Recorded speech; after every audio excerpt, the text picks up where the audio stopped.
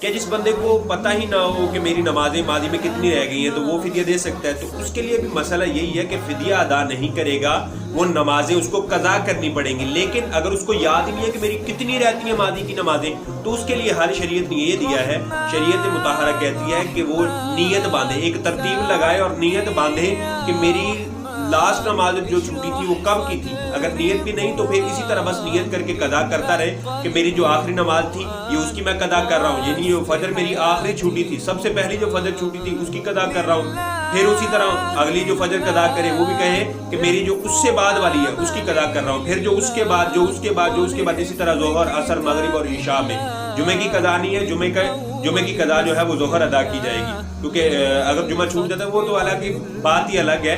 लेकिन किस्सा मुख्तसर कि नमाजों की कदा करेगा, नमाजों का फिदिया देने से नमाज दुरुस्त नहीं होगी।